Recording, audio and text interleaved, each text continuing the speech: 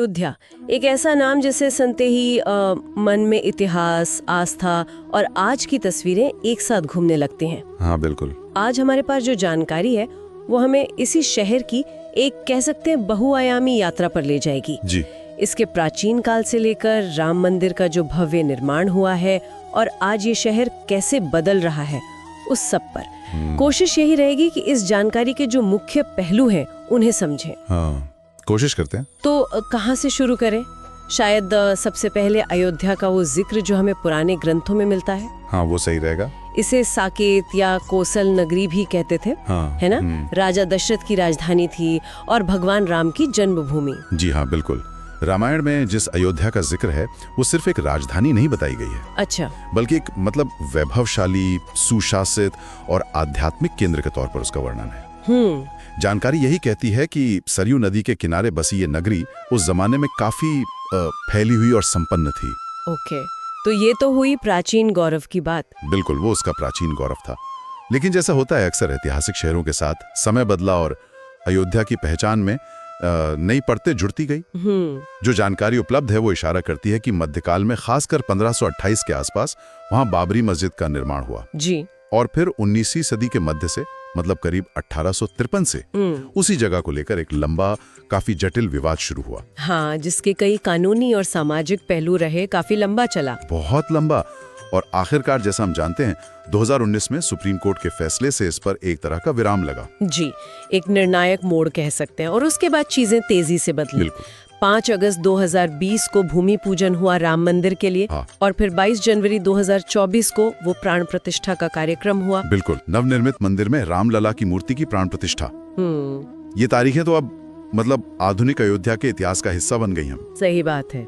अच्छा, और ये जो नया मंदिर बना है, इसकी बनावट, इसकी वास्तुकला, इसके बारे में क्या जानकारी है? काफी चर्चा है इसकी। हाँ, चर्चा तो है। जानकारी बताती है कि इसे नागर शैली में बनाया गया है। नागर शैली, ये क्या होती है? ये उत्तर भारत की मंदिर बनाने की एक प्रमुख शैली है। इसकी पहचान होती है ऊंचे शिखर और एक विस्तृत ऊंचे मंच से जिस पर मंदिर खड़ा होता है। अच्छा। इस मंदिर परिसर में बताया गया है कि 392 नक्काशीदार स्तंभ हैं और 5 मंडप यानी हॉल हैं। 392 स्तंभ, काफी भव्य लगता है सुनने में। हाँ। और दिलचस्प बात ये है कि इन खम्भों और दीवारों पर सिर्फ डिजाइन नहीं है। अच्छा। बल्कि रामायण के जो महत्वपूर्ण सीन्स हैं, प्रसंग हैं, उन्हें उकेरा गया है। तो जो दर्शन करने आते हैं वो कथा से भी जुड़ते हैं। मतलब ये सिर्फ एक पूजा की जगह नहीं, बल्कि एक कहानी भी कहती है। बिल्कुल, इसे एक सांस्कृतिक और आध्यात्मिक केंद्र के रूप में देखा जा रहा है, सिर्फ एक धार्मिक इमारत नहीं। ये तो वाकई दिलचस्प है। लेकिन अयोध्या का अनुभव सिर्फ मंदिर दर्शन तक ही तो सीमित नहीं होगा, है ना? जानकारी में खाने पीने का भी जिक्र आता है। हाँ हाँ, बिल्कुल सही कहा। अयोध्या आने वालों के लिए वहाँ का प्रसाद और जो स्थानीय व्यंजन है वो भी अनुभव का एक जरूरी हिस्सा है। जैसे? एक तो राम रसोई का जिक्र मिलता है। ये एक तरह की सामुदायिक रसोई है जहाँ रोज हजारों भक्तों के लिए मुफ्त भोजन बनता है, जिसे प्रसाद ही माना जाता है। अरे वाह, ये तो बड़ी अच्छी बात है। हाँ, ये सिर्फ खाना नहीं बल्कि एक सेवा और सबको साथ लेकर चलने की भावना का प्रतीक है।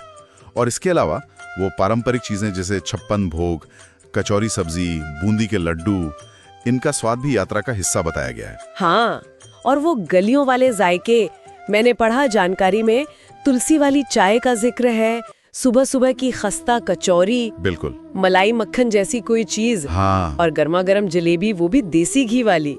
हाँ, ऐसा लगता है कि ये जो छोटे छोटे स्वाद है ना, ये भी शहर की पहचान का हिस्सा है। सही बात है, स्थानीय कल्चर और रोज की जिंदगी की झलक मिलती है इनसे। निश्चित रूप से। और अगर हम इन सबको जोड़कर देखें, इतिहास, मंदिर, खाना, लोगों की आस्था, तो आज की अयोध्या एक बड़े बदलाव के दौर में है। किस तरह का बदलाव? मतलब ये सिर्फ एक पुरानी धार्मिक नगरी नहीं रही अब, इसे एक बड़ा स्पिरिचुअल टूरिज्म हब यानी एक आध्यात्मिक पर्यटन केंद्र बनाने पर जोर है। अच्छा। रोज हजारों लोग और खास मौकों पर तो लाखों श्रद्धालु वहाँ पहुँच रहे हैं। तो इतने सारे लोगों के आने जाने के लिए शहर का जो इंफ्रास्ट्रक्चर है उसमें भी तो बदलाव करने पड़े होंगे। हाँ, बिल्कुल। जानकारी यही बताती है। एक नया अंतर्राष्ट्रीय हवाई अड्डा बना है। अयोध्या धाम रेलवे स्टेशन को भी रेनोवेट किया गया है, बड़ा किया गया है। शहर में नए नए होटल खुल रहे हैं, गेस्ट हाउस, धर्मशालाएं बन रही हैं और साथ ही यात्रियों की सुविधा के लिए डिजिटल सर्विसेज पर भी ध्यान है, जैसे कि ऑनलाइन बुकिंग वगैरह। हाँ, ऑनलाइन बुकिंग, जानकारी देने वाले सिस्टम्स, ये सब दिखाता है कि शहर आने वाले समय की जरूरतों के लिए खुद को तैयार कर रहा है। तो कुल मिलाकर इस सारी जानकारी के आधार पर हम ये कह सकते हैं कि आज की अयोध्या आस्था और आधुनिकता के एक संगम पर खड़ी है। बिल्कुल। राम मंदिर उसका केंद्र है, पर उसके आसपास एक पूरा इकोसिस्टम बन रहा है, टूरिज्म का, संस्कृति का, शायद रोजगार का भी। सही कहा, ये एक शहर से बढ़कर एक अनुभव बनता जा रहा है जी। और ये सब देखते हुए एक सवाल भी मन में आता है, शायद आगे सोचने के लिए एक बिंदु भी हो सकता है ये।